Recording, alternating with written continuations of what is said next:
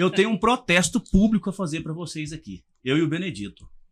Vocês crescem e vocês não deixam de ser as meninas do Jorge Barroso. Eu e o Benedito fica sendo os senhores, né, Bené? Você já tá nessa fase das meninas chamar você de senhor, Bené? Já há um tempo, já. Já há um tempo. E vocês continuam sendo as meninas do Jorge Barroso. Então, tem que protestar contra vocês.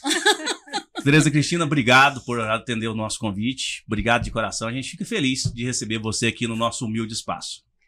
Boa noite, Beto. Boa noite, Bené. Boa noite, madrinha Lúcia.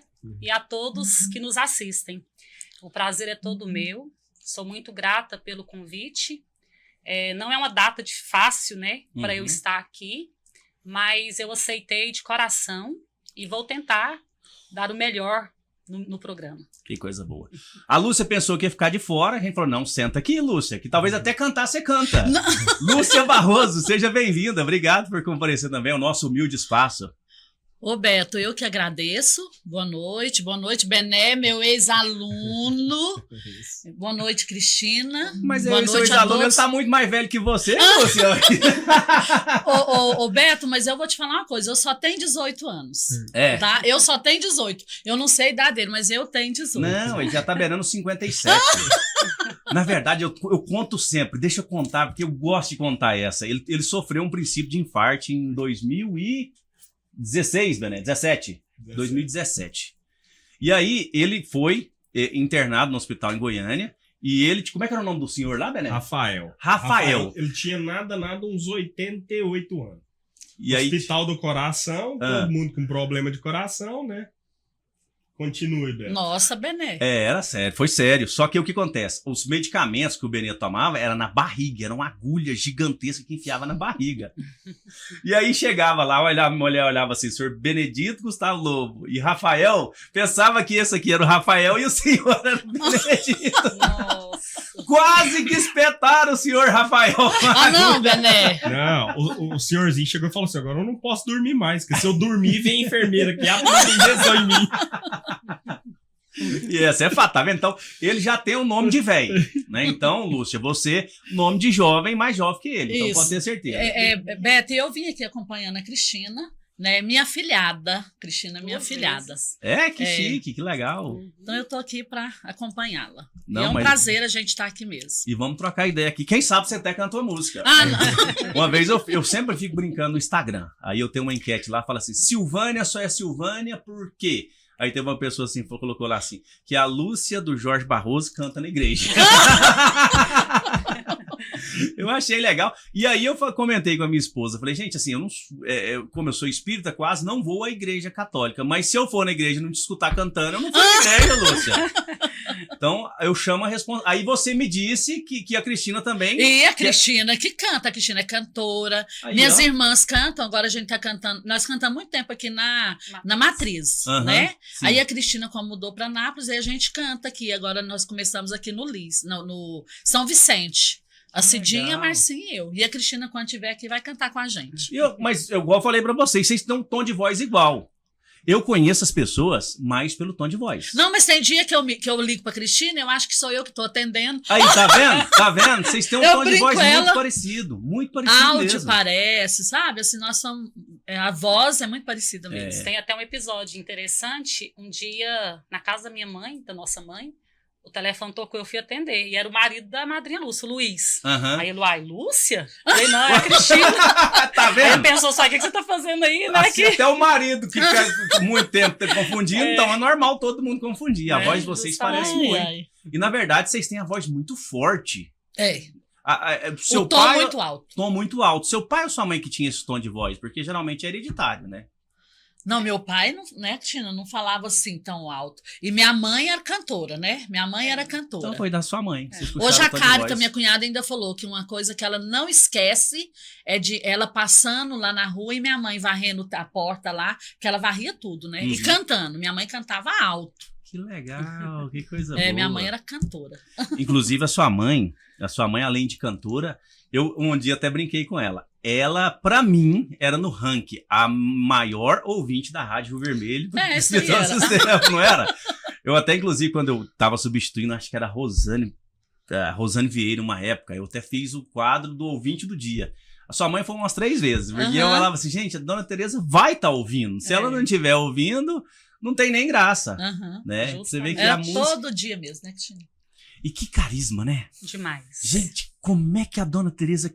Sabe aquela pessoa, assim, que a gente constrói na cabeça? Eu não sei a imagem da dona Tereza, imagem física, mas na minha cabeça parece que é uma pessoa tão linda, de tanta luz, porque parece que ela é carisma puro de pessoa, não é? Isso mesmo.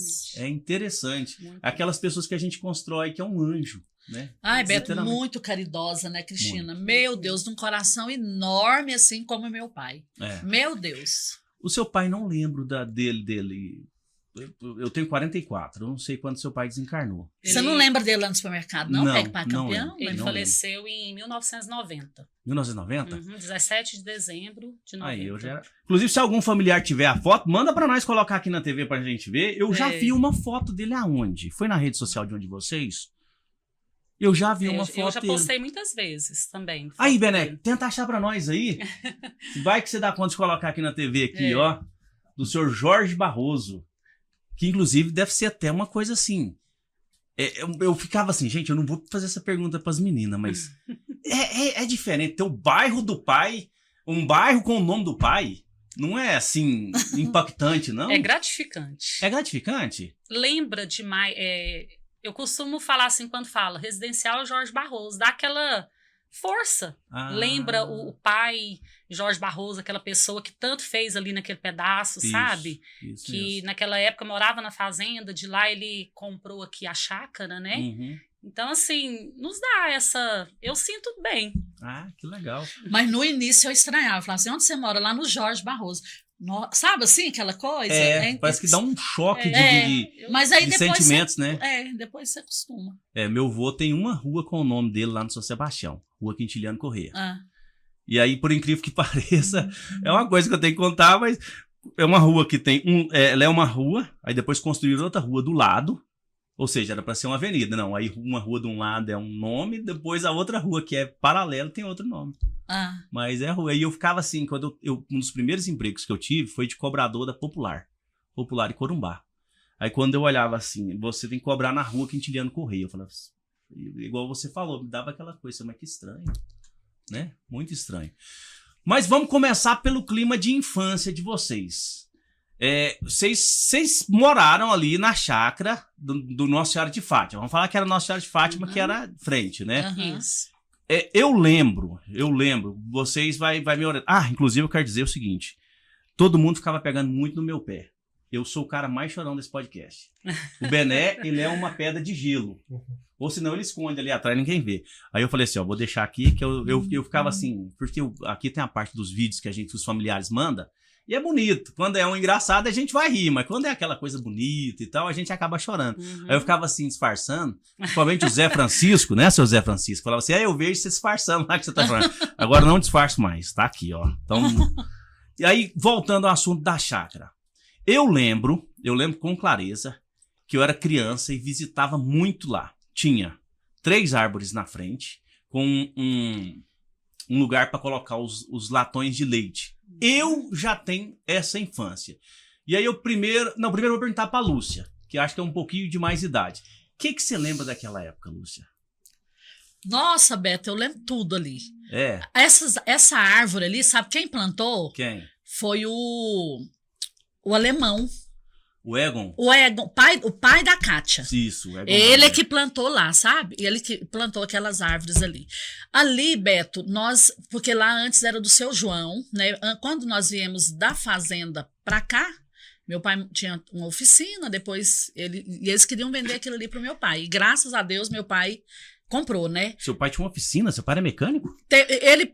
O pessoal trabalhava pra ele, ali do lado onde é uma luz, aqui esse mercado central ali agora, sabe? Depois aí o seu Zacarias que comprou da gente, quando o seu Zacarias veio pra Silvânia. Eu não sabia. Não sabia. Aí ele comprou de nós. Por isso a família dele é muito especial pra nós. Nós somos amigos mesmo. Tô tentando trazer o Zacarias aqui. A Sueli tá aqui, não, acho que não vou. Vai, Sueli, bora. Mas conta pra nós. Então você não nasceu aqui? Não, eu nasci lá na fazenda, no Variado. Vocês eram da região do Variado. Meu pai tinha uma fazenda lá, nós nascemos. A única que a gente fala que nasceu no hospital foi essa aqui. Ah, então vocês nasceram de parteira. De parteira lá. Que legal. E eu tenho 18 anos e nasci lá, sabe? Não. Mas eu acho chique isso. Matemática não é o nosso forte, pode ficar tranquilo. Mas que região? Bem perto da associação, porque ali é o lugar do doce e de gente boa. Lá, no Variado ali, perto dos Antolião, Zé Leão ali. Nós éramos vizinhos ali. E por que vocês mudaram do Variado? Que hoje, sem dúvida nenhuma, é um lugar que muitos querem morar. Não, aí na época, muito, né, para muitos filhos, até para questão de estudo. Aí nós viemos meu pai veio pra gente estudar, pra melhorar mesmo. Tá, você falou muitos filhos. Uma coisa que eu falei aqui no episódio passado, que eu nem sei quantos irmãos. Quantos irmãos vocês são? Aí, Cristina. Então, nós somos 12 irmãos no total, né? Certo. Hoje até, inclusive, eu estava comentando com as meninas, porque como eu sou a caçula, a questão da oficina eu vou voltar um pouquinho. Fiquei sabendo que meu pai comprou oficina para o Zé Barroso, meu irmão, trabalhar. Certo. Que é o filho dele do primeiro casamento. Que ficou como Zé do Jorge, a vida inteira. O Zé do Jorge. Então, aí meu pai foi casado 2 vezes, né? Uhum. A primeira esposa dele é a Genoveva Nunes. Ela é irmã da mãe do Biscoito, do Gilmar, do Tichiquito. Então, a primeira esposa do meu pai, que é a mãe do Zé e da Zarel, que é a Geni Mazarello, é a dona Genoveva. Aí só teve 2 filhos? 2 filhos. Aí meu pai ficou viúvo, e aí depois que ele conheceu minha mãe, né? Depois de muitos anos. Quando a dona Genoveva faleceu, a Zarel, minha irmã, era pequenininha. A segunda filha do meu pai, né? Nossa, pensou em que deixou os filhos tão pequenos assim? Aí ele casou com a minha mãe, com a nossa mãe, e aí ele teve 10 filhos, que o único homem, Paulo Barroso, né? E 9 mulheres. Imagina esse tanto de mulher. Meu, peraí, agora que eu quero fazer exercício. Vamos lá. Eu sei que as que são mais de idade avançada vai xingar a gente o resto da vida. Mas vamos tentar pela ordem cronológica. Quem que é? Então, aí vai o Paulo Barroso. Ele é o mais velho. É o mais velho. Aí tem a Valdete. A Valdete morreu, Beto, com 3 anos. De quê? Ela teve crup. Assim, o acesso à saúde antigamente era muito difícil, né? Pelos sintomas que minha mãe falava, parece muito com a difteria. Ela disse que ela tinha muita dor, ela arranhava, sabe, a parede com muita dor.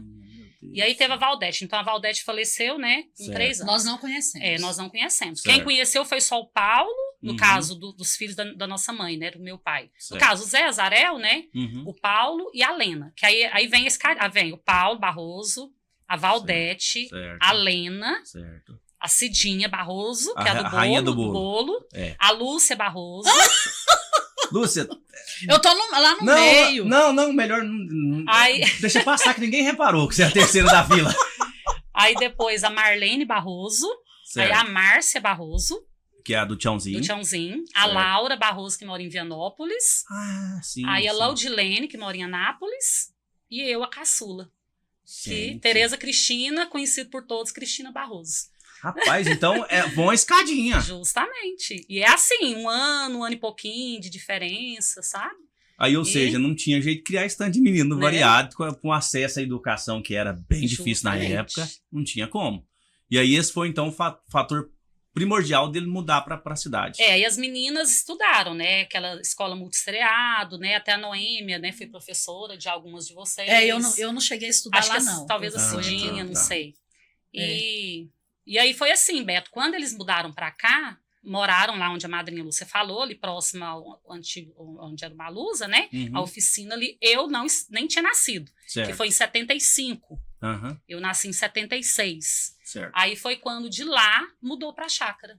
Então, eu mesmo, assim, morei alguns dias lá nesse lugar e depois foi pra chácara já. Pra gente entender, vocês moravam na região do Variado e não vendeu a terra do Variado, mudou pra cidade. Depois vocês fizeram a venda do Variado e comprou aquela chácara lá. E o supermercado, né? O Peg-Pag Campeão, aqui, onde nós trabalhamos muitos anos. Aí trabalhar lá, eu lembro do mercado. E passaram os anos, meu pai trabalhou como carpinteiro. Assim, lá na época da fazenda, hoje as meninas me falando, mexa com fumo, né? E tanta coisa, né?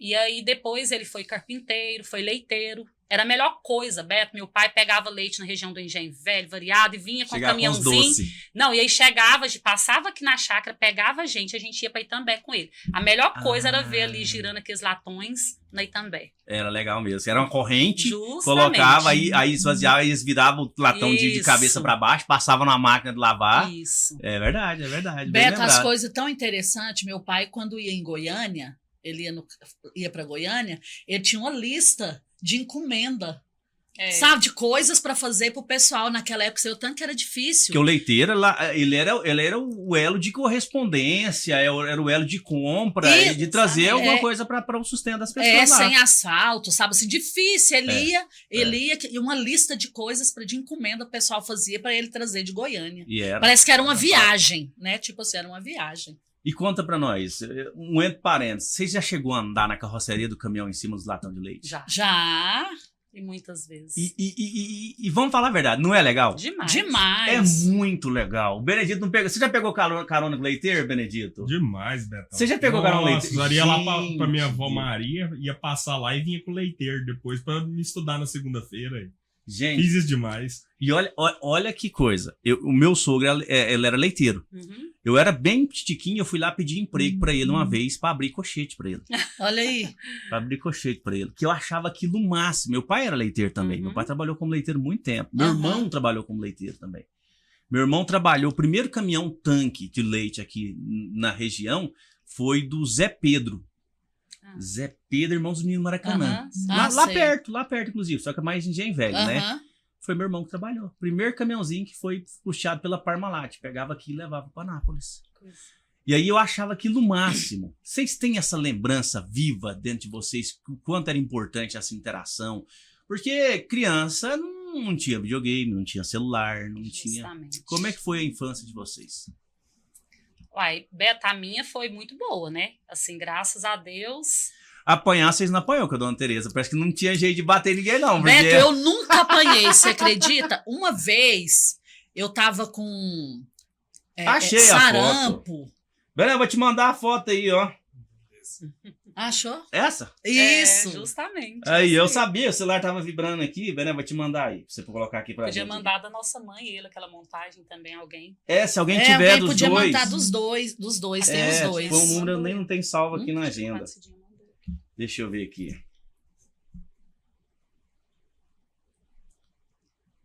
A Hélida mandou. Ah, foi a Hélida? Será que é essa? essa aí, justamente. Essa aí. Essa é uma Manda, montagem. Bené. Ah, que linda. Nossa, gente, que coisa mais bonita. Bené, vai aí pra você, ó. Eu vi que o celular tava vibrando e falei, gente, alguém mandou uma foto. Deixa eu ver se tem mais aqui, Bené, que aí você põe tudo na sequência. Ah, o Tiãozinho também mandou da montagem. Tá. Ah, Tá vendo? O pessoal tá de olho em nós aqui, Bené. que Ó, coisa se nós fizer besteira, o povo puxa na tá sua vendo? orelha. Ô, Coisa Beto, boa. meu pai, mas minha mãe, eles nunca foram de bater. Nunca. Sério? Né, Ah, Cristina? sua mãe parece que Eles era eram de doce. conversar, de conselho. Era assim. Uma vez eu apanhei por uma bobeira. E eu nunca esqueço. A pessoa envolvida, acho que ela nem sabe que eu apanhei por A causa Marlene dela. que mandou. A Marlene que mandou tá. primeiro. Ah. Antes de você contar da sua. Antes de contar, que não quer saber da sua. Põe aí, Bené. Vamos ver como que tem essa foto aí ampliada. Só um minutinho, né? Eu tô Tá. terminando de... Então conta pra nós da sua, enquanto ele termina de renderizar a foto. É porque assim, Beto, minha mãe, a irmã da minha mãe, a tia Noêmia, morreu, que é a mãe da Delma, do Nilcim, do Nilton, que era a esposa do tia Américo. Sim. E aí sim. minha mãe criou os meninos, as meninas principalmente por um tempo, que a tia Noêmia morreu muito nova. Certo. É Elânia, A Elane, Delma, Valéria. Nilcim, Valéria, Marim. Nilcim, Marim. É isso mesmo, é isso mesmo. Nil. Eu apanhei por causa da Valéria. Valéria, vamos aqui, ó, Valéria. Você tira a foto hoje, vamos ver, Valéria. Mas olha só a história. Tem as meninas da... desculpa aí, meninas, se vocês estiverem nos vendo aqui. A Eliane, que era filha do Amadeu, da Maria Cândida. Eliane dentista. Ah, sim. Da Aí igreja, tem a Thelma. Olha lá ele, ó. Ó, que lindo. Olha que bonitão. Sim, ó. Charmoso, hein? Era. Muito Era, charmoso. não. É. Simples. Ele parece Muito muito o Paulo generoso. mesmo. Aí, ó. Ah, não. Olha aí, que lindo. Lindos demais. Aí, tá vendo que o semblante da sua mãe parece um semblante de pessoa que é um verdadeiro anjo. Parece que Você já reparou que Não, quando mas a minha gente mãe estima a transmitia. pessoa, ela parece que fica linda. Exatamente. Não Ela que não sempre seja, né? transmitiu muita paz, muita tranquilidade pra gente, né, Cristina? Eu sempre falei, Tudo nossa passa. fortaleza. Que lindo, lindo mesmo. Lindo mesmo. Mas volta pro assunto da surra pra não perder o bonde. A gente tinha uma certa implicância com a Thelma e a Eliane. E principalmente a Thelma, que era mais nova da nossa idade, a gente criava aqueles atritos. Que é normal de criança. Ali na casa da Edilene Gonçalves, do Neves, ali, esposa do Neves, Sei. tinha um alpendre, quando o Wes era vivo, mas a Hélia. E aí elas chegaram lá na casa, e eu e as meninas subimos no caminhão do meu pai, que ele carregava leite, e começaram a mexer com ela. Não sei o quê, provocando, aquela coisa de criança. Ai, pra quê? A Elaine ficou sabendo, contou pra minha mãe, e minha mãe deu uma e a Valéria não apanhou, não. A Valéria que colocava mais pilha pra poder mexer com a menina. Você foi a culpada, Valéria. Aí eu lembro que o Padrinho Paulo chegou lá e falava assim, tá apanhando, não sei o quê, e provocando, aí que eu chorava mesmo. Não foi aquela surra, não, sabe? Mas talvez muito maior que a surra foi o pamper que você aprontou. Que eu aprontei. Eu acho que talvez eu mereci, né? Mas a minha raiva, a indignação no dia, foi porque a Valéria, minha mãe, não tocava, né? Porque ela não era filha dela.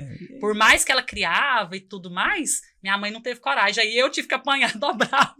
Tá vendo? Você ajudou, você apanhou pelas duas. Mas é assim, só me lembro disso aí, mas enfim, né? Coisa de criança, coisa de criança mesmo. Beta, ali naquela chácara, a gente... Nossa, nós aproveitamos muito, né, Cristina?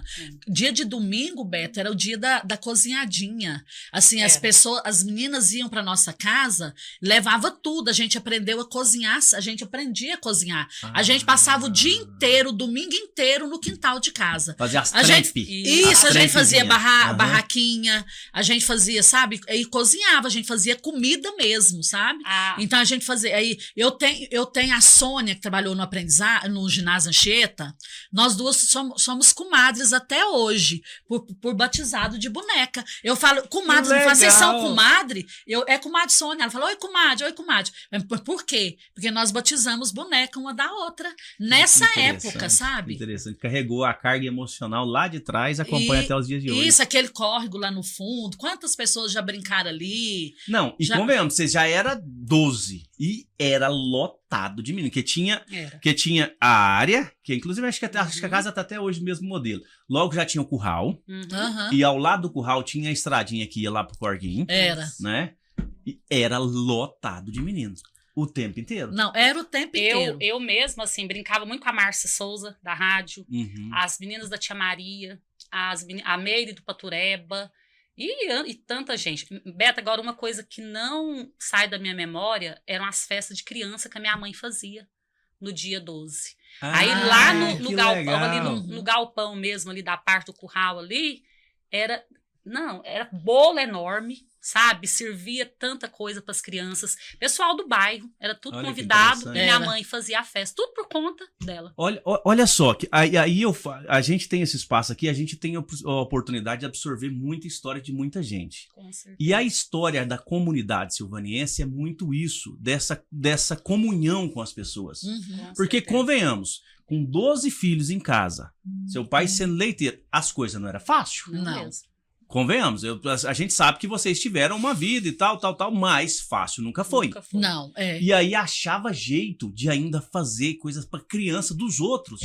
Beto, minha mãe buscava, minha mãe fazia sabão de bola. Sabe aquele sabão de quadro? Pra dar pros outros. Tinha lá aquele tanto de sabão e ela falava, não. E meu pai falava para ela assim, Tereza, eu vou lá na cerâmica, vamos lá de carro buscar. Minha mãe pegava o carrinho de mão, trazia com as latas de cinza para ela fazer sabão para dar para os outros. Para as pessoas que iam, ela tinha que dar um agrado. E era uma coisa que ela dava, o sabão de bola. Tanto é que eu tenho certeza que vocês não sabem a quantidade de gente que chama sua mãe de madrinha. Justamente. Eu ia falar isso agora. Eu conheço uns 10. Eu conheço uns 10. E é interessante o seguinte, gente, como que as pessoas se doavam desse jeito? Beto, assim, a gente não pode perder essa essência. Não. No velório do nosso pai, nós ficamos, a sociedade em si, quantas pessoas foram no velório. E cada depoimento ali, nossa, seu pai me ajudou demais com leite, seu pai me dava isso e tal, contava da nossa mãe também. Assim foi com a nossa mãe. Quantas pessoas aqui em Silvânia que foram criadas por leite dado, Que a doado, gente nem sabia, que a né, gente não Cristina? sabia. Aí, tá vendo? Aí, Beto, fazia a mão direita, não via que isso. dava Aí esquerda. quando foi, eu acho que foi em 82, que eu até perguntei ao Padrinho Paulo, que adquiriu o PEG Pai Campeão. Ah, tá. E aí, Beto, tem uma história que eu fiquei sabendo do nosso pai, que eu chorei quando eu soube. Às vezes as pessoas iam lá abrir conta pra, né, anotar, porque a gente Comprar anotava na caderneta. era aquele cadernão de matéria, que ali tinha o índice, a gente ia anotando, né? Uhum. Aí, às vezes, ele chegava com uma pessoa, falava assim, para abrir a conta, pai, mas não paga, não pagou aquela. E falava, pode vender, minha filha. E a gente abria a conta. Aí, esses tempos atrás, o Zé Barroso relatou um fato. Uma pessoa chegou lá e pediu para abrir, aí teve esse problema. Meu pai deu dinheiro, tirou do bolso o dinheiro e deu pro cara ir lá acertar a conta para ele poder abrir a conta. Meu Deus do Beto, céu. isso me deixou assim, sabe? São valores. São valores. São valores. Ele São não tinha esse valores. negócio, não, minha filha, não tem problema não. Se não pagar, tipo, Era assim depois mesmo. dava um jeito, sabe? É. E conseguimos. Foi criado todos nós. E quantas pessoas, Cristina, moraram com a gente? Ah, isso que eu ia falar também, Beto. Além ali na disso, chácara. pegava mais. Não, você já falou que a Escuta aí Valéria e quantos. tal, né? Não, e os outros? Aí teve o Sirion, o Ditinho, o dito pai do Íris Vidraceiro. Sei. Foi criado meu pai. O pai do Pedro Deus. Cosso, o Antônio Titon e Barroso, que a gente fala, morou por muitos anos. O Flávio, Meu Fravinho, a gente Deus. falava de Fravinho. Um era anãozinho que tinha lá. Não sei se você lembra Não, dele. esse não lembro. Não? Esse não lembro, não. Ele tinha vezes que quando ele ficava nervoso, ele punha gente pra correr lá. Eu lembro de falar. Então, Ele é tio do Não- Natal e do Pica-Pau. Não era toda vez que ele ia tirar leite, que a gente passava quando tava tirando leite, Uhum. porque tinha gente pra gente pedir pra entrar. Isso. Mas ele era muito ciumento de nós, de todo mundo. É, né, Cristina? aí eu lembro de falar, de uns colegas falavam assim, ó, nós não pode passar lá quando tal fulano tiver, porque ele não deixa. É ele. Então é ele. Faz sentido demais. Tem o conta. Juventino. Ainda tem o Juventino. Juventino, o seu Isaías. É os Arias que a gente Zarias, fala. é. Uhum. Meu Beto, Deus, Beto, como é que cabia esse Isaías. dinheiro lá dentro daquela casa? Meu pai tinha as casinhas lá no fundo, onde criava. E foram velados, igual esses Arias aí, foi velado lá na chácara. O Flavinho foi velado na chácara. E tipo assim, era Os desse outros- jeito. Meu Deus. O Isaías, gente. esse aí, Beto, ele chegou no supermercado. Meu pai perguntou pra ele por onde ele andava. Ele falou, por aí, seu Jorge. Meu pai levou ele lá pra casa. Por aí não, vamos Era lá um pra moreno, casa. bem. Meu Deus. Meu pai do cuidou dele e céu. cuidava com carinho, sabe? Como O que a gente Pessoa da comia, eles família. comiam. Nasci, a nossa primeira residência foi no bairro Santo Antônio, a qual eu tenho um imenso carinho por aquela comunidade. Desde criança, a minha mãe notou uma certa demora em dar os primeiros passos, a gatear, né, como as outras crianças, entre aspas, normais, né? Mas eu não sabia, você morou no Santo Antônio? A minha primeira residência foi lá. Você é bem mais jovem, mas eu lembro do Santo Antônio sem asfalto. Eu lembro quando tava fazendo a rede de água da Saneago lá. Betão, tenho 30 anos. Tem 30 anos. 30 É anos. mais novo. Então, capaz que você não lembra de fazer, não, né? Eu ia lá brincar com os filhos do Tiago Benzedor, Sim, senhor. que era o Josué, que era a Giselina. Né? Hoje, que é o falador dos grupos de WhatsApp, como é que é o nome dele, rapaz? Antônio. Nossa, Antônio. Antônio é gente boa. Antônio, gente boa. Mas, beleza, você morou no Santo Antônio. Isso. Certo. E assim, eu até cortei que aqui, Washington, nós falamos aquilo que você sentia à vontade para falar, Sim, senhor. certo? Nós somos portadores de deficiência, que hoje esse é o termo usado, né? E nós convivemos com muitos e alguns não gostam de tocar em determinada parte da sua deficiência, mas fique à vontade para falar aquilo que você... Então, Beto, fique à vontade de fazer qualquer pergunta. A gente trata isso com muita naturalidade. Uhum. Então, a gente é perguntado diariamente por várias pessoas, É verdade. por vários assuntos. Sim. Então, fique à vontade em fazer qualquer pergunta que vier à sua mente. Fico feliz. Mas aí o Washington nasceu e demorou o Washington a andar. Demorei a andar. E a gente foi notando, né? A minha mãe me levou alguns médicos, a gente foi no SARA, que é uma referência, na época já era uma referência e até hoje. Uhum. Foi feito algumas biópsias e chegaram a conclusão da distrofia muscular. E para todos que nos acompanham, é uma deficiência que tira a célula do músculo, né? Do nosso corpo e acaba dificultando as células musculares a se desenvolver. Certo. Mas não tira a nossa capacidade de lutar, né? Claro, de forma Então, alguma, tanto isso, é que você é prova disso. Fui diagnosticado desde criança, mas eu sempre fui muito ativo, Beto. Certo. Muito ativo nas escolas, ativos também na militância política, né? Uhum. Desde jovem, não sendo candidato, não sendo nada, mas sempre tive o meu lado e cobrando melhorias, tanto na questão da acessibilidade e inclusão, mas não só militando a esse sentido, porque nós temos vários olhares, né, que tem que ser debatido e defendido. E ali começa a história do Washington Show. Certo. Mas aí, voltando na estaca lá do Washington Gomes, quando que você foi diagnosticado com distrofia muscular? Você tem mais ou menos noção? Quantos meses? Foi tantos anos? Eu acredito que 1 ano, 2 anos, Beto. 1 ano e 2 anos. Sim, senhor. E aí você ainda estava morando no Santo Antônio. Sim, senhor. E aí a gente imagina o seguinte, o declínio, a subida ou a descida do terreno, ele é um dos maiores empecilhos da pessoa cadeirante, do deficiente se locomover. Você tem alguma lembrança de algum perrengue que você passou no Santo Antônio quando você morava lá? Beto, perrengue não, mas muita alegria, né? Brincar no barro. Eu sempre fui um garoto, entre aspas, normal. Entendi. Assim, Você chegou a andar um tempo? Eu cheguei a ficar... Já foi cadeirante? Eu cheguei a ficar em pé, Beto. Ah, certo. Mas andar mesmo, não. Mas como é que você brincava no barro? Uai, cara, menino custoso, velho. Sério? Sim, eu tinha um triciclo, eu tenho até algumas fotos.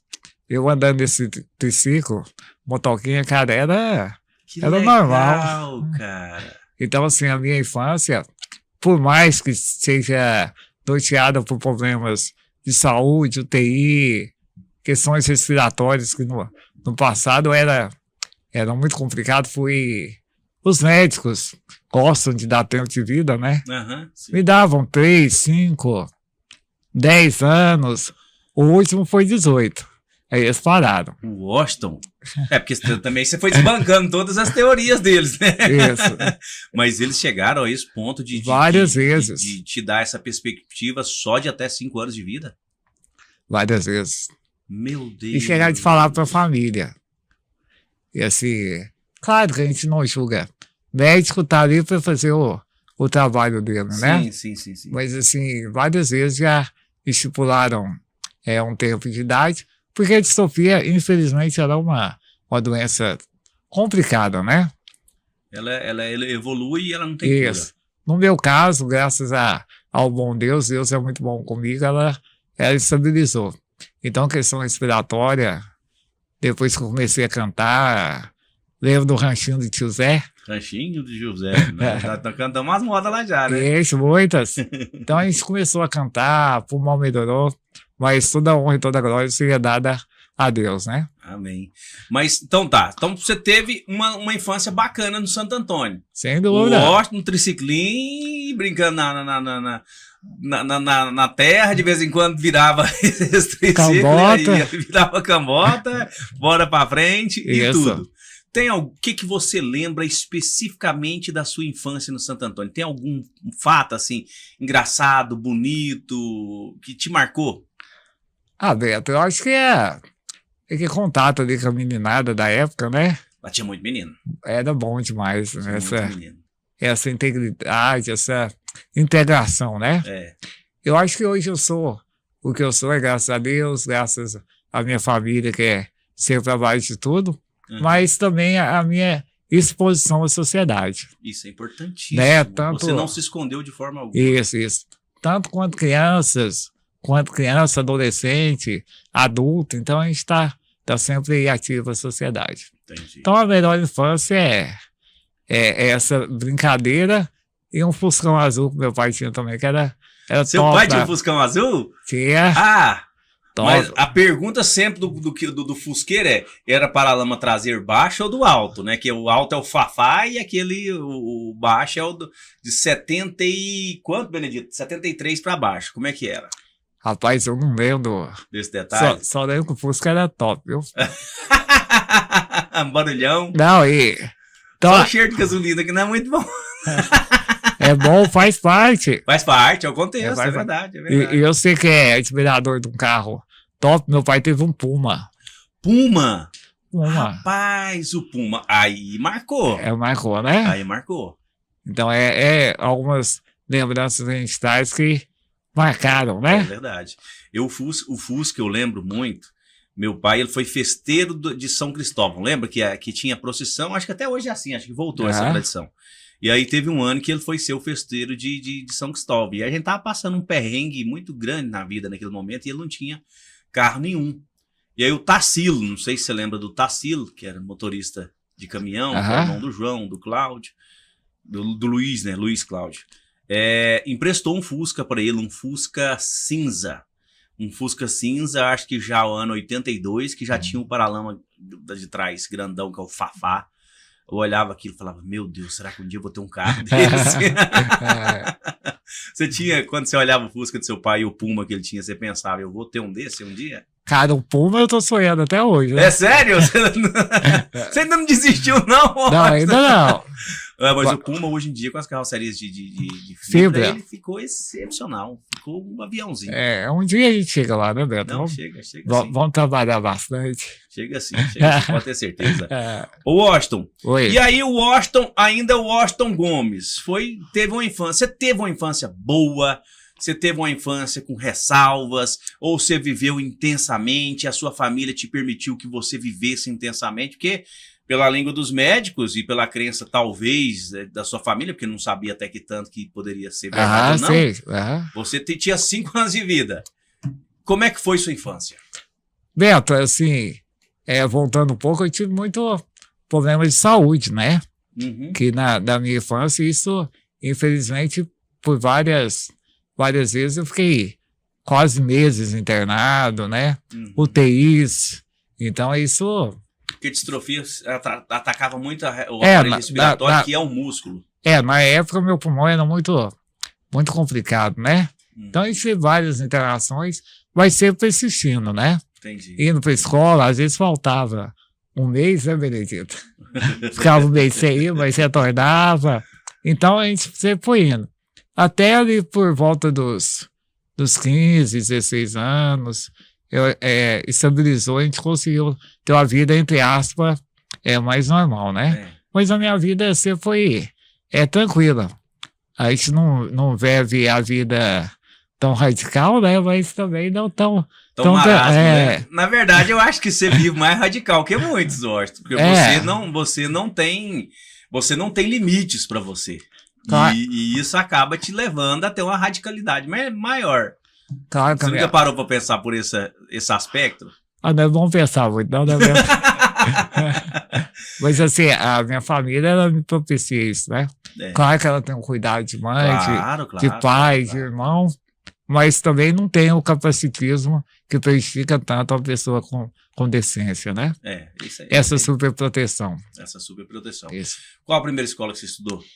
A Pai, né, Beto? Você foi primeiro pra Pai? Sim. Mas da sede antiga, você já foi pra sede nova, como é que foi? Maria Dias Mateus. Ali Dias. Marcou, hein? Sim. Ali é uma pessoa diferenciada, ali é uma bênção, parece que é um anjo. Não, antes da Maria Dias, né? Me ajuda a recordar a primeira... A Rita. A Rita. Eu conversei na época da Rita. Então foi aqui na rua de Djalma Dutra. Isso. Na rua de Djalma Dutra. A minha esposa, acho que até...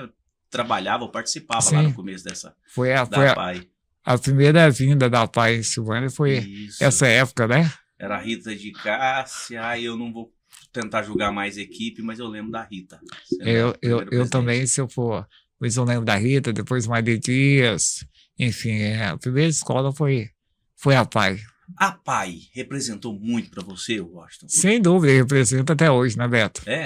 Sem dúvida, eu acredito que é uma instituição modelo, né?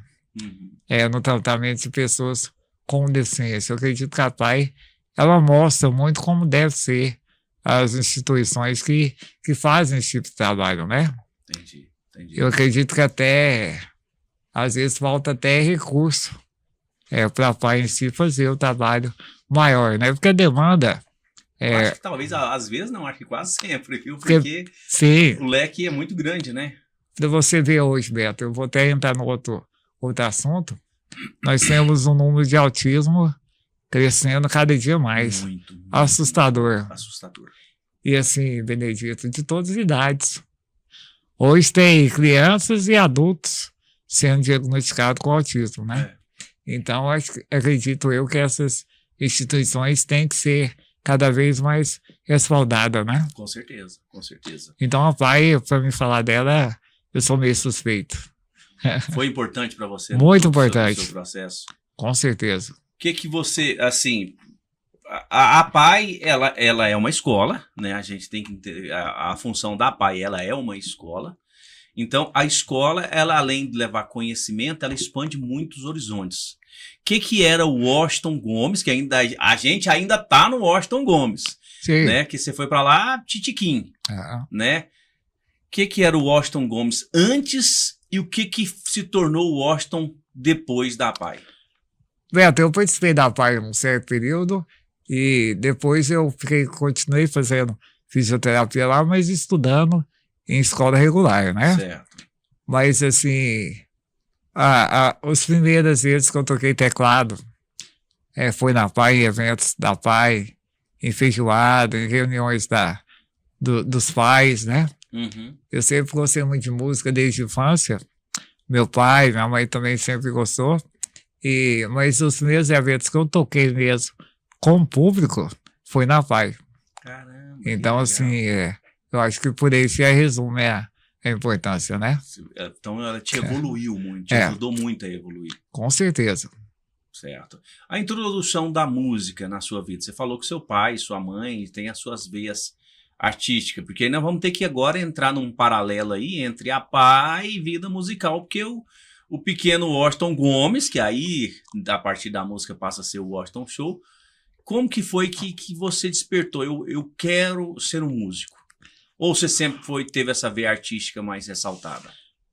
Beto, gostar de música, eu sempre gostei desde criança. Certo. Questão de ficar escutando música dentro de carro, ficar mexendo nas bugigangas, né, Benedito? Computador antigo. Então, sempre gostei. Eu tinha um teclado, meu pai me deu um teclado e várias vezes eu ficava tocando nele, tentando aprender, né? Certo. Num determinado momento eu resolvi fazer aula, na época, com o Ricardo Guerra. Atual secretário de Cultura. Isso. Legal. Com o Ricardo Guerra. É firme. Com certeza. E a gente começou a tocar. Na época eu não conseguia cantar ainda, só tocava música instrumental. A gente começou a cantar em pequenos eventos e reuniões, como eu disse. Mas passou um tempo eu comecei a cantar. Claro que a gente está cada dia procurando a melhorar a questão de dicção, claro, melhorar. É uma evolução constante para todos nós, né? E a voz como um todo, né? Para qualquer pessoa. É um exercício. A voz ela é um exercício constante. A gente procura cada dia melhorar. Sim. Mas a música ela veio como um divisor de águas na minha vida, né? A gente já cantou em vários lugares, participou de festivais. Mas antes de você participar, teve algum momento, porque tudo aí não é só o Washington, aí é o Beto, o Washington, o Paulo Filho. Tem algum momento que a gente fala assim, ó, eu vou largar esse negócio, que esse trem é difícil demais. Que eu falo uma coisa, eu tenho um violãozinho, tá lá dentro. E eu sei que eu não dou conta de passar da segunda página, entendeu? Então eu já falo, eu desisto. O meu violão, ele deve estar comigo aí uns 20 anos. Ah, Beto, quantas músicas você dá conta de tocar? Eu acho que, deixa eu ver, umas 2. Entendeu? Teve algum momento assim, eu desisti. Teve algum momento que você pensou em desistir? Porque você tinha muitas dificuldades. A respiração. Beto, teve um momento que eu fiquei.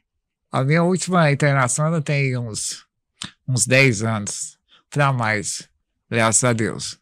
Eu fiquei muitas semanas internados. Na UTI, depois fui pro quarto. Quando eu cheguei em casa, que eu fui tentar tocar, eu fiquei com dó do teclado, viu?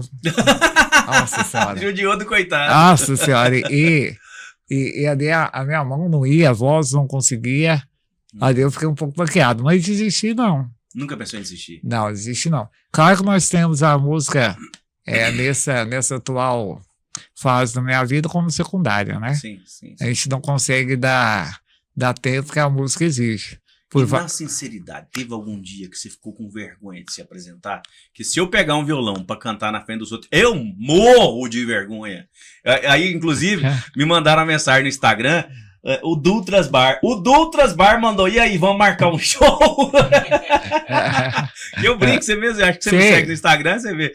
Eu falei assim, você tá ficando louco. Eu morro de vergonha. Você já teve alguma vergonha de se apresentar? Ou sempre você foi destemido nesse sentido? Tá aí o novo desafio, ó, o Betão cantar o Renato Russo. Você tá doido? Não. Faroeste acabou. Se for atrás ali de 10 paredes, talvez até me arrisco. Mas a vergonha não me deixa. Eu não tenho essa coragem. Sim. E aí, e você? Não, Beto, vergonha não. Nunca teve vergonha? Nunca tive. Sou sem vergonha. Você é um cara diferenciado, eu acho. Você é um cara diferenciado. Você nasceu pra isso. Eu acho que eu não sei muito bem de onde veio essa questão de ser um pouco sem vergonha, né? Não. De lidar com o público, de falar, pra mim sempre foi muito tranquilo. Seria os valores que a comunidade de São Sebastião, do Santo Antônio, da sua família, de nunca te esconder, de nunca... Seria esse plantio lá atrás na infância que isso fez com que você falasse assim, peraí, eu vou e eu dou conta e pronto. Não, Beto, não, sem dúvida, né? Os valores familiares, o valor que a gente construiu nessa trajetória, acredito que dão esse resultado, né? Uhum. Mas essa vergonha de estar no palco, eu já cantei em pecuária, em festival em Goianésia. E assim, para muita gente, pessoas mais renomadas, né? Mas a gente nunca teve vergonha. Acredito que cada um traz dentro de si valores e um talento especial, né? É verdade. Eu vou te confidenciar uma coisa. Eu tenho deficiência visual, para me ler, eu tenho que chegar ao telefone bem próximo. Eu tenho vergonha disso. Eu morro de vergonha disso. Às vezes, hoje eu sou a voz padrão do município de Vianópolis e tenho que fazer cerimonial. Sim. Às vezes eles falam, quer que coloque um púlpito lá? Eu falo, não, deixa eu aqui. Eu voltei, olha que loucura, depois de 20 e tantos anos de profissão, porque eu nunca fui de leitura, né? Por causa do problema da visão. E assim, por eu não ser de leitura, eu sempre fui muito no improviso e tal, e vai indo dessa forma. Mas para colocar em leitura, tá sendo agora. Eu fui fazer, por exemplo, um cerimonial lá dos Jogos Estudantis, que ele era 100% lido. Aí me falaram, e aí, você quer? Eu falei, não, deixa eu atrás da cortina. Eu voltei na minha época que eu tinha caixinha de som lá na feira e eu escondia atrás da coisa para falar de vergonha. Olha que loucura. Tô vivendo isso aos 44 anos da minha vida. E você nunca teve essa dificuldade. Beto, eu sou o contrário. Não, assim, talvez uma pessoa com deficiência cadeirante, talvez ela... A gente tem vários colegas cadeirantes, enfim, né? Hoje em dia a rede social, ela aproxima as pessoas. Tem cadeirantes que têm vergonha de ir em certos lugares. Tem. Eu sou o contrário. Se deu vontade, você vai em qualquer lugar. Por exemplo, em Silvânia tem vários lugares que, infelizmente, vai até um recado aí para a sociedade. Vamos fazer rampa aí nos estabelecimentos. Tem lugares que não tem. Não, muitos. Eu vou. Talvez eu passe vergonha do dono. Passe vergonha da... Ou despertar, né? Falou, opa, isso. Precisa. Porque se eu ficar quieto em casa, não vai. É interessante. Então, essa vergonha, talvez a minha aceitação ela é muito, muito grande, né? Eu tô fazendo, pela primeira vez, terapia com um psicólogo. Sim. Aí eu demorei aí, porque eu acho que eu pensava que eu ia tirar um profissional do ramo, que ele ia ficar louco. E aí, eu vejo que eu tenho problema com a minha autoaceitação. Sim. Eu tenho problema com a minha autoaceitação. aceitar a minha deficiência, que eu acho que eu tentei tanto ser na minha vida, entre aspas, normal, porque não existe esse termo normal, a gente sempre tem que colocar aspas, porque não existe normal, não existe um padrão, né? E então, o meu psicólogo, ontem na minha terapia, ele falou, não, você não aceita a sua deficiência. Não aceita, você não aceita. E olha, eu estou sendo preconceituoso comigo mesmo. Sim. Eu estou sendo preconceituoso da história. Porque para mim tentar sobressair, para entre aspas, vencer e tal, eu tinha que ser de igual para igual com as pessoas. Porém, não é bem assim. E você provou isso. Beto, tá acontecendo muita coisa.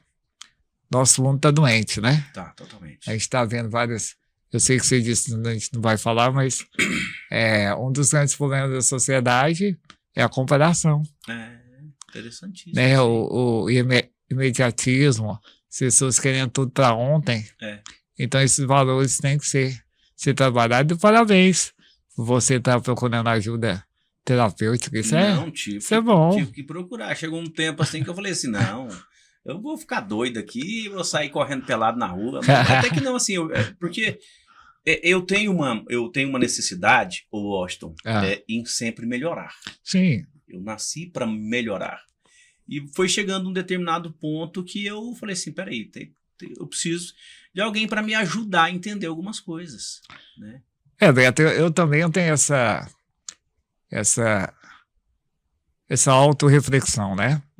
Tem dias que a gente fica pé da vida, ainda mais no meio que eu convivo. Nossa, meu Deus. Né? Muitas noites aí a gente fica sem dormir por várias coisas que não dão certo, várias coisas que são a burocracia do dia a dia, né? Então a gente sempre tenta melhorar, mas tem ali a linha tênue, né? Tem. De não prejudicar a gente mesmo. Isso é verdade. Na música, aí nós já estamos falando com o Washington Show. Eu tenho alguns feitos profissionais que eu fiz, que eu gosto. Sabe quando você faz algo e você tem aquela sensação de vitória, de conquista, de consciência tranquila? Poxa, cara, eu fui lá e fiz. Me fala um episódio que você falou assim, caramba, foi legal demais, eu me apresentei. E aí? Ou todos os pontos são especiais? Não, são vários momentos, mas a gente pode citar alguns aqui, uns dois. Sim.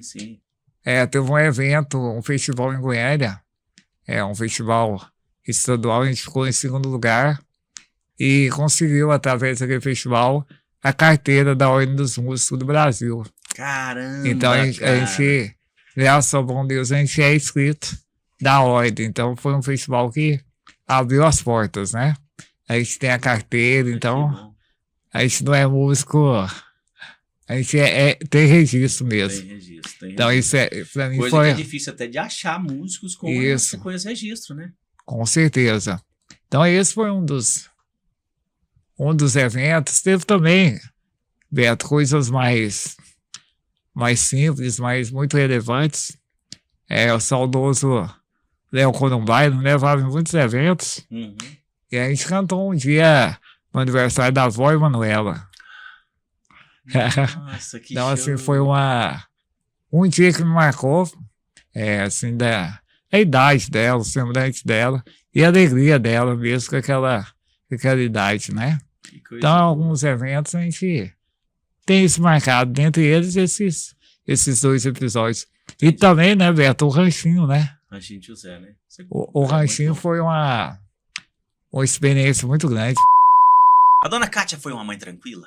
Tranquila. Não era braba? Minha mãe era braba. Ela tem jeito de ser braba? Era braba. Minha mãe batia nós pra ir à missa. Aí tinha que acordar, rapaz, 8 horas, era a missa 8 horas, tinha que acordar pra ir à missa 8 horas no colégio. Quem rezava a missa era o Padre Pedro e o Padre João. Nossa, o Padre Pedro naquele sermão gigantesco. Cara, aquele sermão de 1h30. Aí a gente tinha que ir à missa. Minha mãe, eu acho que eu sou careca, tanto dá pra puxar meu cabelo, viu, Beto? Ó, dona minha Cátia, mãe era ferrada. Organização agora. O implante de cabelo agora tá 18 mil. Fui fazer o orçamento, 18 mil, dona Cátia. Era firme. Mas, assim, uma mãe excelente, né? Graças a Deus. Mas cobrava bastante, mas excelente, não tem só que agradecer à mãe, a tudo que ela fez pela gente, né? Nós 3 homens, não é fácil não, né, Beto? Brigava pra caramba. Não, vamos lá. Fernando, Ricardo, Rodrigo. Só. Só. 3, é mesmo. 3 homens. Mas não tinha E o Id, né? Tinha uma menina. Tinha, minha mãe adotiva. Adriana, isso. Ela morou com a gente um tempo. Depois ela resolveu ir para Brasília e morar com os parentes lá que convidou ela e tal. Aí ela foi embora para Brasília. Inclusive, ela vai lá em casa até hoje, lá na minha mãe, né? Que legal. Ela vem. O Id gosta muito dela, ela vai lá. E o Id também foi que ajudou a criar a gente lá em casa, né? Claro. Sempre morou com vocês. Sempre morou com a gente ali por perto, a minha avó, minha mãe e o Id sempre ali. Então o Id pegava a gente no colo, ia pro quintal, ajudava a gente a pegar a fruta, aquele quintalzão grande do meu avô, você lembra? Lembro demais. Quase um quarteirão. Ali a gente brincava de guerra de estilingue com mamona. Ali a guerra de estilingue era interessante que era o Junão de um lado, fazia uma fortaleza, a gente fazia umas fortalezas de papelão e tal, e o Edon, o alemão do boteco, do outro lado. Aí fazia o time do Junão e o time do Edon. E o Junão grande demais não cabia na Fortaleza. Isso que eu ia falar, ué. Como é que cabe aqui em Fortaleza? Ia caber aquela criancinha de Fortaleza era pequena, eu levantava, acertava a cabeça. Eu baixava, acertava a bunda dele, a mamona. O Edon era bom no estilingue, né? Nossa. Mas ainda bem que vocês acham umas brincadeiras mais tranquilas, que se fosse uma brincadeira de mais contato, vocês levavam pior, né? Que aqui, o Edon, uma vez, ele tava torcendo que ele sempre foi operário roxo. É operário? O Edon joga aprendizado, não? Aprendizado, isso mesmo, foi boa coisa. Rapaz, eu não sei o que aconteceu lá, rapaz, eu sei que ele estressou lá no ginásio, ele quase derrubou o alambrado do campo, você lembra disso? Eu lembro disso, o Edon era arrumador de confusão. Duas mãos assim, ó, rapaz, ele balançava, Benedito, ele balançou no mínimo uns 6 traços daquele alambrado em volta do cachetão, balançando assim, ó, assim, na emoção, e aquela coisa. Rapaz, eu falei, Edon, não brinco com você nunca. Se você der um tapa em mim, eu vou ver São Pedro na hora. Mas o Edon arrumava muita confusão, viu? O Edon era bom de bola. Demais, né? Demais. Mas porque também quem vai chegar perto do tamanho da criança daquela ali também, né? Mas o Edon era grandão, habilidoso. O Junão é zagueirão, né? Zagueirão. Ninguém passava. E era uma muralha. Batia forte na bola, umas faltas, batia forte. Mas ali a gente sempre viveu ali naquele pedacinho, foi muito... O complexo do alemão. Complexo do alemão, justamente, complexo do alemão. Me lembrou bem, tinha a casa antiga, que é onde é aquela rua hoje. A casa é onde é o Edésio, lá, o laboratório, né? Tá. Aquela ruinha sempre existiu? Eu não lembro. Aquela rua não, ela foi criada porque o quarteirão era muito grande, aí foi fazer os lotes, criou a rua para fazer mais lotes. Né? Aí eu pensava que a casa era naquele lugar. Era lá no Edésio mesmo, no laboratório Gênesis ali, né? Interessante. Que aquela casa, meu avô comprou, é um francês que construiu uma casa bonita, você lembra? Bonito, lembro. Foi uma pena ter derrubado aquela casa. Ela tinha um ponto de telha muito forte, ela era muito assim. Telha francesa, aquela chata. Um alpendrezinho, era alta, ela tinha uns assoalhos no quarto. Eu lembro que uma casa muito charmosa. Morou lá uma época. Foi. Morou lá. Eu lembro de visitar ele lá naquela casa lá. E aí, meu avô comprou aquela casa de um francês, que meu avô, quando chegou ao Brasil, minha avó foi trabalhar no ginásio, né, costurar para os padres e dar aula de alemão para os padres, na época, né. E meu avô foi trabalhar como agrimensor, que eu trouxe um teodolito, e aí foi abrir rua, o bairro Nossa Senhora de Fátima foi ele que projetou, né, as estradas de Silvânia municipais, muitas foi ele que projetou. Ele também projetou o bairro das Pedrinhas, se eu não me engano. O das Pedrinhas eu não tenho certeza, mas no bairro Nossa Senhora de Fátima... Eu lembro do seu Zé Cotrim contar algumas experiências com ele, acho que ele foi o primeiro que aconselhou, ele teve alguma participação assim. E meu avô também gostava muito de planta, fazer enxerto de rosa, né? Ele era assim, meio agrimensor, agrônomo na Alemanha, então ele tinha muito conhecimento. E ele falava, minha avó me contou, que o sonho dele era morar num país tropical, né? Tem uma história interessante da minha avó, do meu avô. Minha avó é romena, né? Não sabia. Não sabia. E aí, ela namorava com meu avô e achou uma cigana na Romênia, que é o cigano é dali daquela região, né? E aí a cigana foi ler a mão do meu avô. Falou que o meu avô ia morar num lugar muito grande e falou que ele ia ter milhares de animais, que ele ia ser muito bem sucedido com milhares de animais. E a cigana acertou, porque o meu avô acabou vindo pro Brasil e ele teve milhares de animais, só que era abelha, né? É mesmo, ele era criador de Ele era abelha. apicultor. Errado ela não tava, Não né? tava, mas, O né? município é gigante. Aí ele teve a propriedade e começou a criar abelha. Aí eu tinha, né? Verdade. Mas eu não tinha propriedade, era na terra dos outros, né? Ali no Arrependido, tinha um apiário dele, né? Então tinha colmeia de abelha espalhada por Silvânia inteira. Fomos muito tempo os maiores produtores de abelha da região, de mel da região, né? Interessante. Eu tinha esquecido desse detalhe do mel. É. Eu tava esperando você concluir. Falei, será que ele ficou rico e tal? Eu não fiquei sabendo. Mas a abelha teve milhares mesmo. É verdade, ela é errada. A cigana não errou nessa previsão. E isso teve uma cobrança, porque é o seguinte, assim, eu já acompanhei mais a sua mãe. A sua mãe sempre ela foi à frente do tempo de Silvânia. A sua mãe já foi à frente do tempo, imaginava o seu avô. Isso acabava tendo uma cobrança em cima de vocês, os netos do alemão e tal, tem que ser assim, tem que ser assado, ou você não sentiu essa pressão? Nunca senti, não. Minha mãe sempre foi uma pessoa muito inteligente, né? Demais. Professora muito aplicada, assim, o pessoal elogiava muito, né? Uhum. E a gente não, minha mãe era bem tranquila, assim, a cobrança, ela não cobrava muito, o pessoal, a gente foi muito tranquilo, não teve problema, não. Bem explicado. Mas pessoal, a gente, olha, lá em casa... Opa, pode concluir. Mas lá em casa eu falei, a gente não herdou muita inteligência da minha mãe, não. A gente saiu assim, como diz o Fernando, assim, uns burrinhos mais ou menos, né? Não sei não. Eu preciso te contar depois em off umas inteligências do Fernando que ele fez lá no Porto Seguro. Aí você vai lá e ver que ele é um cara inteligente. Não, o Fernando tem muita teoria mesmo. O Fernando é figuraça, né? Pessoal, vai mandando a sua participação pelo grupo do WhatsApp. Você que está no nosso canal do YouTube, procure o nosso Instagram, CabaçaCast. Lá até na bio tem o link do nosso grupo de WhatsApp. Hoje a participação são com os nossos internautas, principalmente o pessoal que assiste ao vivo. Nós já temos aqui alguns vídeos, alguns relatos. Pode ser vídeo, pode ser texto, pode ser áudio. Eu quero saber de você. Você já foi no Bloco do ID? Você gosta do Bloco do ID?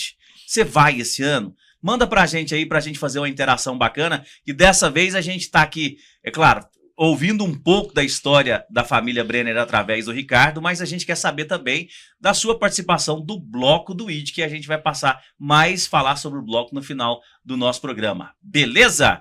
Ô, Ricardo, mas é tão interessante o seguinte, sempre teve aquela coisa assim, os alemão é um povo muito inteligente, é um povo mais diferente e tal. Para você que já é a terceira geração, não sentiu isso, mas você não lembra da sua mãe relatar alguma coisa, ou algum preconceito que sofrera, ou que for aqui, ou que foi na vinda deles, ou foi tudo muito bem tranquilo, muito bem recebido? Não foi tranquilo de jeito nenhum. Minha avó, eu convivi muito com a minha avó quando ela mudou para Goiânia, eu estudava lá, então a gente morava junto, né, com a minha tia. Minha avó me contou muita história. Então foi muito conturbado, né, a viagem, tanto para vir ao Brasil, quanto primeiro foi a guerra lá, né? Uhum. Então eles participaram da guerra e minha avó contava assim para mim que o povo não sabe o que é guerra. O povo acha que o que mata na guerra é bomba. É avião jogando bomba, é arma. Não é a arma que mata na guerra. O que mata na guerra é fome. E doença. Né? É frio mesmo, lá porque é um inverno terrível. Frio, fome, doença. Então, eles tinham que ir para os abrigos, às vezes antiaéreos, e então o ID pegou meningite ali. O ID e minha tia. Porque ficava muita gente reunida nos bunkers, né? Uhum. E ali as crianças se contaminavam fácil, né? Sistema imunológico, passando fome, sistema imunológico baixo. Aí minha tia pegou meningite, que é a Juíza, a Helena, e o ID. E aí a minha tia não teve sequela, ela conseguiu curar com os tratamentos. Meu avô pagava o médico lá em frutas. Meu avô era família bem sucedida, eles tinham uns pomares.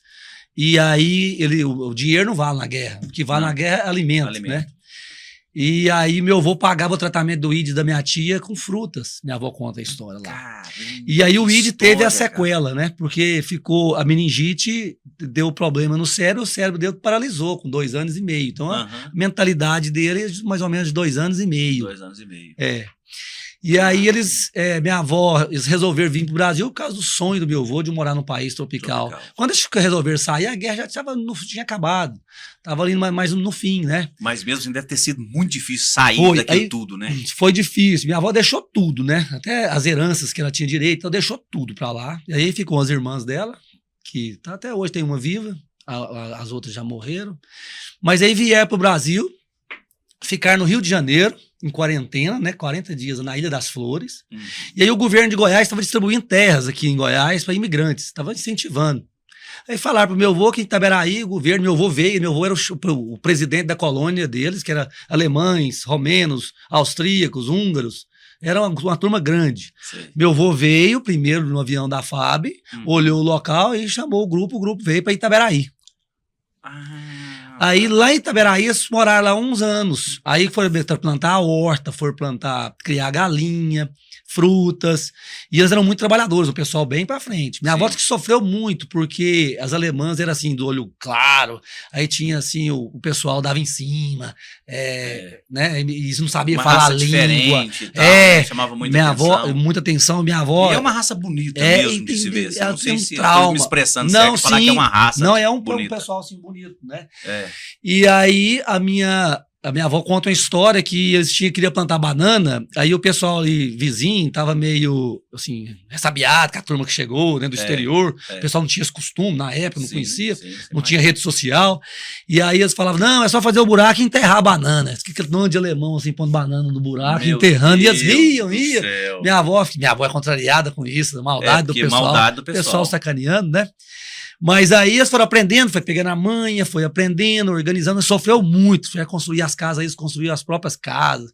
Minha avó disse que era muito sofrimento, fome, o governo disse que ia ajudar, e na hora você sabe como é que é, né? Eu imagino. E aí, Betão, minha avó tinha uma alergia de calor monstruosa, que ela não aguentava quente demais lá. Nossa. E aí eles compraram um caminhão para trazer a produção deles para Goiânia, na construção de Goiânia ali, para trazer os hortifruti deles.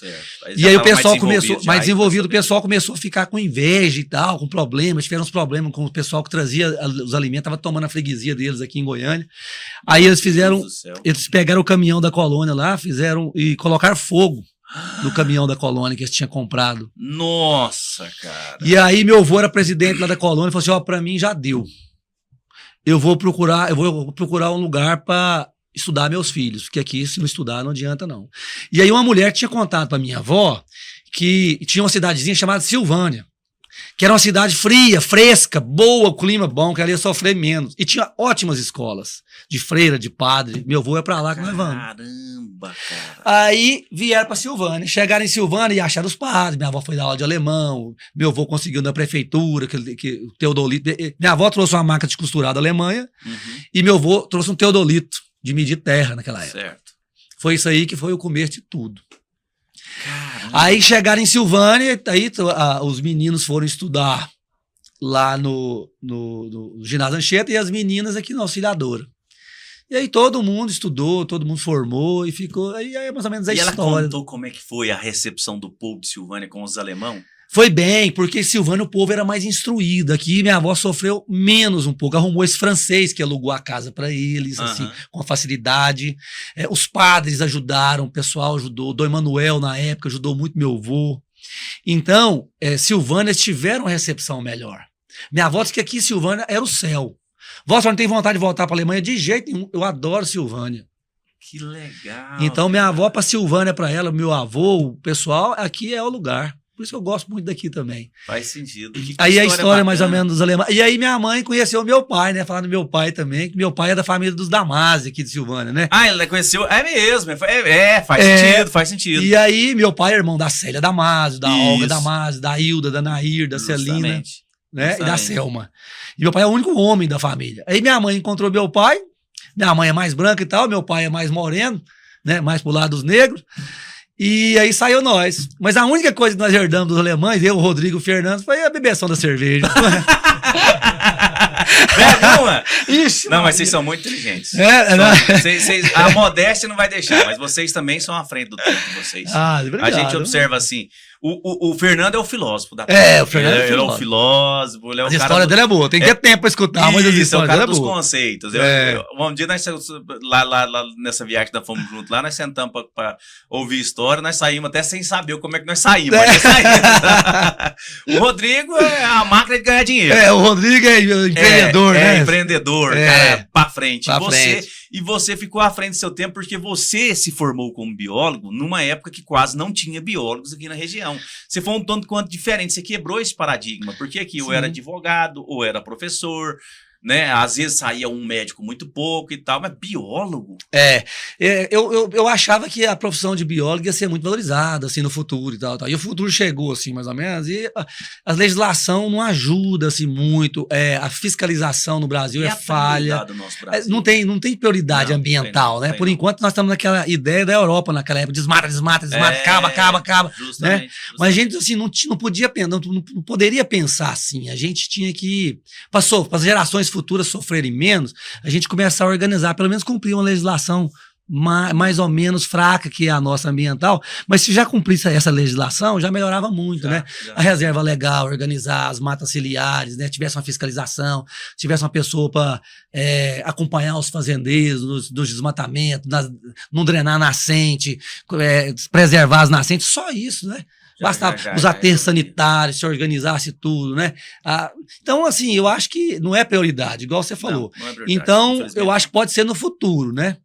Mas hoje em dia a profissão de biólogo o biólogo ele vai mais para a sala de aula, vai mais para a educação. Isso te frustrou? Frustrou um pouco. Por isso que eu montei o meu viver de mudas, né? Uhum.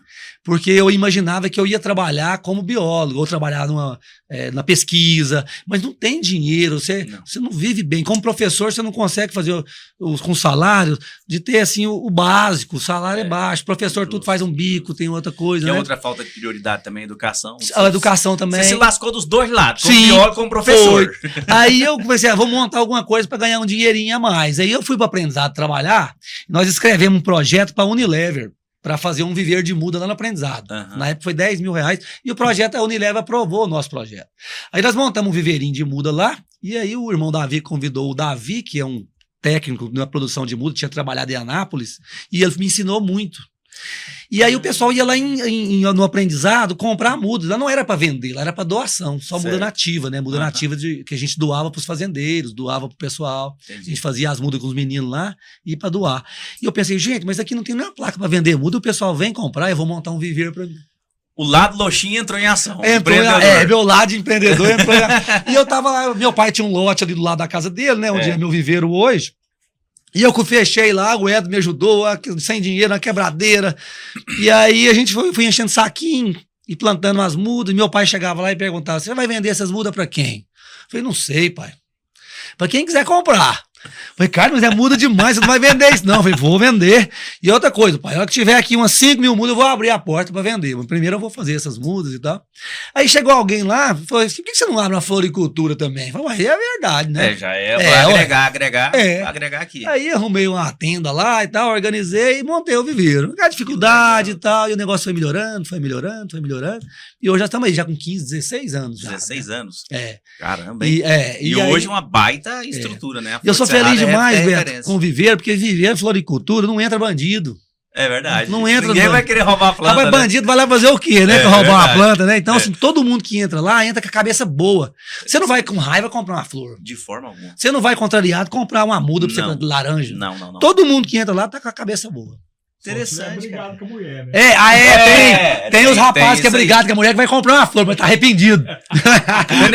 Benedito, pode ter sido verdade. Eu acho que você falou a verdade muito assim, espontâneo, Benedito. Eu acho que você é cliente do Ricardo, hein? Mas aí, Beto, é muito legal isso aí, sabe? Esse ramo. Porque, interessante. Né? Mais uma vez, você mostrou empreendedorismo, porque quando você começou, a Elisete já tinha, mas a Elisete trabalhava mais com ornamentação. Ela sim, mais com flor de corte, né? Com buquê, com arranjo com festas. Porque para ter a estrutura que você tem que ter espaço. Isso. Porque você deve ter muda que você plantou quando você começou lá. Tem muda que eu plantei quando eu comecei. E aí, assim, o meu viveiro é mais viveiro, né? É mais de mudas, né? Uhum. Floricultura tá meio agregada ali, mas ele é mais viveiro, né? Não é a prioridade número 1. Não é o número 1. Mas antes da gente passar para a parte do seu casamento, que seria a consequência, nós esquecemos de uma parte fundamental. Alto ciclo 2 rodas. Aí, ó. Nós não pode esquecer dessa parte. Roberto, foi importante na nossa infância. Foi. É interessante, porque o primeiro trabalho nosso lá em casa, meu pai sempre falou, tem que pôr os meninos trabalhar, E eu sou totalmente a favor. Criança, também sou. Né, tem que estudar? Totalmente. Tem. Assim, a prioridade lá era a seguinte, estudar. Fala, hoje eu não vou não, que eu tenho que estudar para uma prova. Ó, hoje eu não posso ir porque eu tenho que fazer isso da escola, trabalho. Então é sempre prioridade. Estudar é a prioridade. Mas o trabalho é interessante. Minha mãe era dona da agência lotérica, você lembra? Não lembro. Não lembra? Essa parte não lembro. Quem abriu a agência lotérica aqui foi o Tonho do Deco, meu padrinho. O Tonho do Deco era o dono da agência lotérica que montou, né, a agência lotérica. E aí meu pai comprou a agência lotérica do Tonho do Deco, era no mercado municipal ainda. Certo. Aí, onde era a antiga secretaria de saúde. Isso, aí minha mãe tomava conta da agência lotérica. Meu pai trabalhava no IBGE ainda, né? Certo. E aí minha mãe não tinha como deixar a gente e tal, aí levava a gente pra agência lotérica. A gente começava a registrar bilhete lá. Minha mãe e meu pai que fez a mudança da agência lotérica do mercado municipal para a Avenida do Mário Ferreira. Lá onde é o Milkshake hoje. Onde é o Milkshake hoje. Meu pai construiu ali, ó. Comprou do seu senhor. É mesmo. Era a frutaria do senhor lá. É mesmo. E aí a gente era tão pequenininho, eu tinha aí, eu não lembro, uns 10, 11 anos, chegava pra registrar bilhete, que o senhor, pode me dar que... Não, chama a sua mãe lá, chama a Nilza do Cedil.